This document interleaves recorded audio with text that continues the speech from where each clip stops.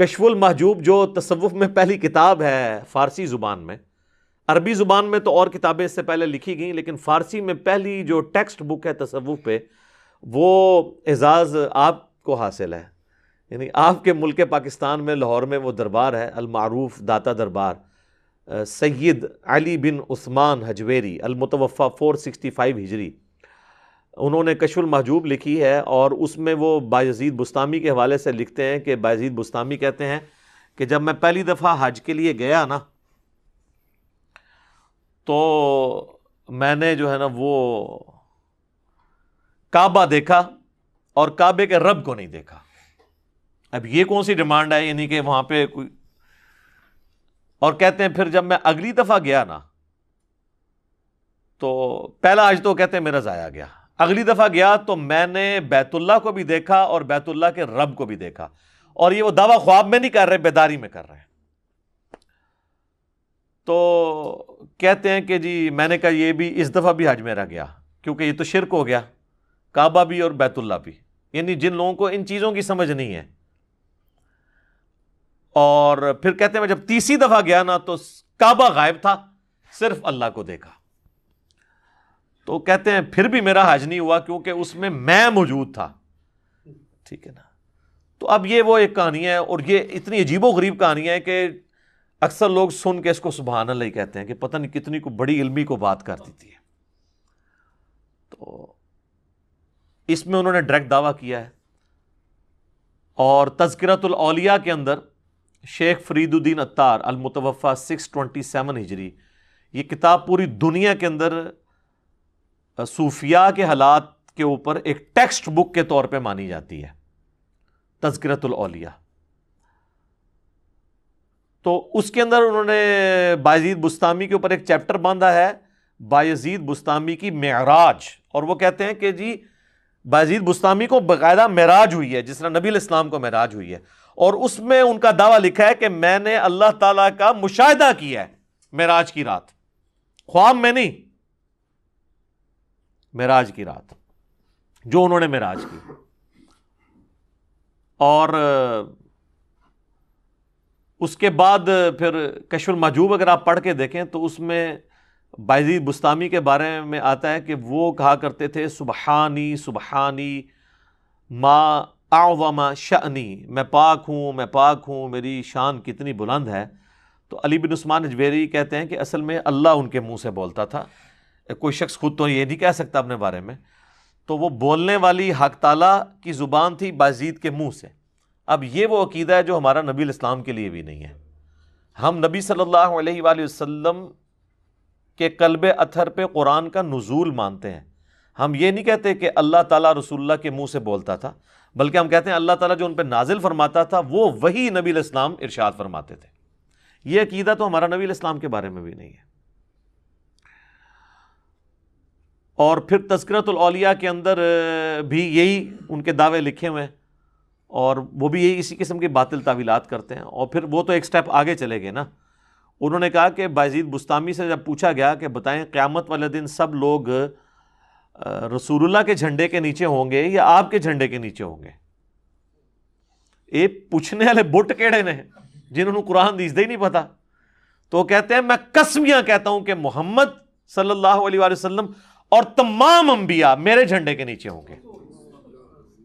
اور یہاں پہ انہوں نے ختم نہیں کیا، وہ کہتے ہیں لوائی اعظم من لوائی محمد، میرا جھنڈا محمد کے جھنڈے سے بھی بڑا ہوگا. استغفر اللہ واتوب الیہ. حضرت صاحب اگر آپ نے یہ بات کہی ہے نا تو آپ پاکستان میں آئیں تو سب سے پہلے میں پٹیشن فائل کروں گا 295C کی. اب ان لوگوں کے ماننے والوں کو کم از کم ان کتابوں کو پرنٹ کرنے والوں پہ تو 295C لگوانی چاہیے جب تک وہ پرنٹنگ سے توبہ نہیں کرتے. تو پھر وہ مصنف عطار صاحب جو ہیں فرید الدین عطار، وہ اس کی تعویل کرتے ہیں. وہ کہتے ہیں یار کہ بات یہ اتنے بڑے بزرگان دین تھے، یہ کیسے رسول اللہ کی توہین کر سکتے ہیں؟ اصل میں ان کے منہ سے اللہ بول رہا تھا جب وہ کہہ رہے تھے نا کہ میرا جھنڈا محمد کے جھنڈے سے بڑا ہے، تو اللہ کا جھنڈا تو محمد کے جھنڈے سے بڑا ہی ہوگا. ایک جھوٹ کو چھپانے کے لیے ایک اور جھوٹ بولا، اور وہ جھوٹ اتنا بڑا بلنڈر ہے کہ قیامت والے دن تو جھنڈا ہونا ہی ایک ہے. صحیح مسلم میں حدیث ہے قیامت والے دن سب سے پہلے میں قبر سے نکالا جاؤں گا، سب سے پہلے میں شفاعت کروں گا، اور سب سے پہلے میری شفاعت قبول کی جائے گی. اور صحیح مسلم میں حدیث ہے کہ سب سے پہلے میں جنت کے دروازے پر جاؤں گا، دستک دوں گا، تو دستک کے اگینسٹ جواب آئے گا فرشتے کی طرف سے، کون؟ تو میں کہوں گا محمد، تو وہ مجھے کہے گا کہ مجھے اللہ کی طرف سے یہی حکم تھا کہ یہ جنت کا دروازہ سب سے پہلے آپ کے لیے کھلا ہے۔ یہ ہے کتابوں کا خدا، یہ ہے کتابوں کا پیغمبر، اور بابوں کا ریلیجن اب آپ دیکھ لیں۔ تو پھر ہم کیوں نہ عرض کریں کہ مرنے سے پہلے اے مسلمان کر لے اس پہ غور، کتابوں کا خدا اور ہے، بابوں کا خدا اور، کتابوں کا دین اور ہے، بابوں کا دین اور، کتابوں کا جہاں اور ہے، بابوں کا جہاں اور۔ تو ٹھیک کہتے ہیں نا وکھرا جہاں ہوتا ہے، تو وکھرا یہ نظر آ رہا ہے وکھرا جہاں ہے۔ حتیٰ کہ بخاری اور مسلم دونوں میں حدیث ہے، نبی علیہ السلام نے فرمایا انا سید الاولین والآخرین، میں جتنے گزر چکے، جتنے قیامت تک آئیں گے، تمام کا سردار ہوں، اور اللہ کے حضور میں ان کا خطیب بنوں گا۔ یہ ہے کتابوں کا دین۔ اور دوسری طرف بایزید بسطامی المتوفا 261 ہجری، ابو یزید بسطامی، یزید ابا جی، تو 261 ہجری میں فوت ہوئے ہیں، اور میرے امام مسلم بھی 261 ہجری میں فوت ہوئے ہیں۔ ان کا نام ہے ابو الحسین مسلم بن حجاج القشیری۔ اور میں جو حدیثیں بیان کر رہا ہوں نا کہ قیامت والے دن لوگ میرے جھنڈے کے نیچے ہوں گے، میں شفاعت کروں گا، وہ امام مسلم لے کر آئے ہیں۔ کیسے ویسے میچ ہوا ہے کام؟ ابو یزید 261 ہجری والے اور ابو الحسین 261 ہجری والے، بالکل دونوں کے عقیدے ڈیفرنٹ ہیں۔ یہ ہے کتابوں کا دین اور وہ ہے بابوں کا دین۔ ہاں آپ کہہ لیں، کہنے کو تو دین سب کا اسلام ہے، لیکن کتابوں کا جہاں اور ہے، بابوں کا جہاں اور۔ اسلام کو صوفیاء بھی کلیم کر رہے ہیں، سلفی بھی کر رہے ہیں، بریلوی دیوبندی اہل حدیث شیعہ سب کر رہے ہیں، کتابوں میں دین دیکھنا ہے کیا ہے۔ تو یہ تو میں نے آپ کو اس لیے بتایا کہ یہ بیداری کے یہ لوگ دعویٰ کر رہے ہیں۔ اچھا، وہ تذکرۃ الاولیاء میں انہوں نے یہ بھی لکھا ہے کہ بایزید بسطامی کے بارے میں جنید بغدادی فرمایا کرتے تھے کہ ان کا اولیاء میں وہی مرتبہ ہے جو جبرائیل علیہ السلام کا فرشتوں میں ہے، یعنی اولیاء کے سردار کون ہے؟ بایزید بسطامی، جیسا کہ فرشتوں کے سردار ہیں۔ تو شیخ عبد القادر جیلانی تو فارغ ہو گئے، بیک وقت تو دو نہیں ہو سکتے نا، اور حقیقت یہ ہے کہ یہ دونوں ہی فارغ ہیں۔ اولیاء اللہ کا سردار امت کے اندر کوئی ہے نا تو وہ ابو بکر، عمر، عثمان و علی ہیں رضی اللہ عنہم اجمعین وعلیہم السلام اجمعین، کیونکہ غیر نبی کے اوپر یہی کیٹیگری ہے نا اولیاء اللہ کی۔ تو کہانی ہے، شیخ عبد القادر جیلانی رحمۃ اللہ علیہ کو تو پتہ بھی نہیں ہوگا میرے ساتھ انہوں نے کیا کچھ کیا ہے۔ تو بال یہ جو ٹائٹل انہوں نے دیا تھا وہ بھی انہوں نے خود کتابوں میں چھین لیا ہوا ہے خود ہی۔ کوئی ضعیف روایت ہی بتا دیں کہ سیدنا ابو بکر، عمر، عثمان و علی رضی اللہ عنہم اجمعین وعلیہم السلام اجمعین، یہی اولو العزم اصحاب رسول ہیں نا، خلفائے راشدین صلی اللہ علیہ وآلہ وسلم ورضی اللہ عنہم اجمعین، تو ان کو تو کبھی کوئی دیدار اس طرح کا نصیب نہیں ہوا۔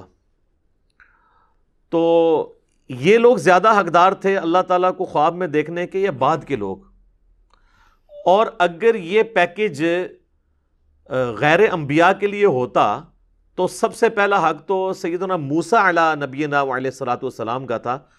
سورۃ الاعراف میں جو اللہ تعالیٰ نے فرمایا کہ قال لن ترانی، تو مجھے نہیں دیکھ سکتا، تو اللہ تعالیٰ فرماتا ہے کہ بعد میں نے نبی علیہ السلام کے امتیوں کو خواب میں زیارت کروانی ہے، تو تم تو اولو العزم پیغمبر ہو، تو خواب والا پیکج آفر کیا جاتا ہے۔ میں آن دا بہاف آف سیدنا موسیٰ علیہ السلام آپ کو گارنٹی سے کہتا ہوں کہ خواب والا پیکج اگر موسیٰ علیہ السلام کو آفر کیا جاتا وہ قبول کر لیتے، ہمیں کیا جائے ہم قبول کرنے کے لیے تیار ہیں۔ وہ پیکج نہ پیش کرنا اس بات کی دلیل ہے کہ یہ اعزاز ان کو بھی نہیں ملنے والا تھا۔ اب یہ دعوے صوفیاء کے بارے میں کرنا، اماموں کے بارے میں کرنا، بزرگوں کے بارے میں کرنا، تو یہ لوگوں نے ان کے اوپر جھوٹ باندھے ہیں، ان کی تو کوئی حیثیت نہیں ہے۔ سیدنا عیسیٰ علی نبینا علیہ الصلوۃ والسلام کے اوپر لوگوں نے جھوٹ باندھ دیے۔ اس وقت دنیا میں سب سے اوریاں اور بڑا شرک حضرت عیسیٰ علیہ السلام کے نام پر لوگ کر رہے ہیں۔ اتنے تو بت پرست نہیں ہیں دنیا میں جتنے کرسچنز ہیں، لیکن عیسیٰ علیہ السلام کا کوئی اس میں قصور نہیں ہے۔ اللہ تعالیٰ نے تو قرآن میں ان کی طرف سے صفائی پیش کی ہے۔ لقد کفر الذین قالوا ان اللہ هو المسیح ابن مریم، بے شک وہ لوگ کفر کر رہے ہیں جو یہ کہہ رہے ہیں کہ عیسیٰ ابن مریم ہی اللہ ہے. وقال المسیح، جبکہ مسیح تو خود کہا کرتے تھے یا بنی اسرائیل، اے اولاد یعقوب، اے بنی اسرائیل، اعبدوا اللہ ربی و ربکم، اس رب کی عبادت کرو جو میرا بھی رب ہے اور تمہارا بھی رب ہے. انہ من یشرک باللہ فقد حرم اللہ علیہ الجنہ ومأواہ النار وما للظالمین من انصار، بے شک جو کوئی اللہ کے ساتھ شرک کرے گا اللہ نے اس پہ جنت حرام کر دی ہے، اس کا ٹھکانہ جہنم ہے اور وہاں پر اس کا کوئی بھی مددگار نہیں ہوگا. والعیاذ باللہ تعالی. اللہم اجرنا من النار، آمین. تو میرے بھائی قرآن میں تو اللہ تعالیٰ عیسیٰ ابن مریم کی صفائیاں دے رہا ہے کہ وہ تو موحد تھے، ان کے ماننے والے مشرک ہوئے.